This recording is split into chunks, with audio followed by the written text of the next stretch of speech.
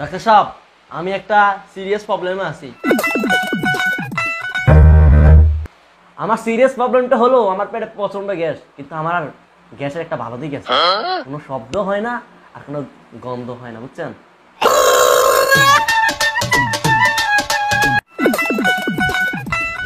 এখানে আসার পর না হলো আমি 15 থেকে 16 বার গ্যাস আছে, কিন্তু কোনো শব্দ হয় নাই আর কোনো গন্ধ হয় নাই। স্যার আমি একটা আসতেছি।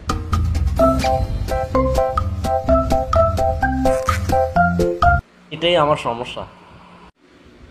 ও বুঝতে পারছি আপনার সমস্যাটা, দিতেছি আপনাকে ওষুধ। আপনি এই ওষুধগুলো খাবেন আর 1 সপ্তাহ পরে আসবেন, এসে সুন্দর মতন দেখা করে যাবেন আর সমস্যাগুলো বলবেন, আবার কি হয় না হয় যোগাযোগ রাখবেন, ঠিক আছে?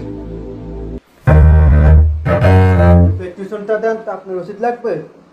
মানে আপনার ওষুধ লাগবে? আচ্ছা না। One week later. ওই ডাক্তার,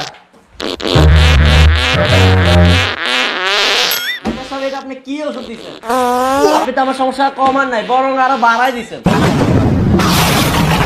আগে তো আমার গ্যাসে কোনো শব্দ হইতো না, এখন অনেক শব্দ হয়।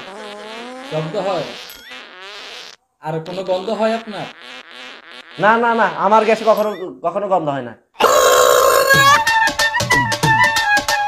তবে এমন শব্দ হয় এমন। আপনার সমস্যাটা আপনার কানে ছিল তো, তাই ওই দিনকে আপনার কানের ওষুধটা দিছি।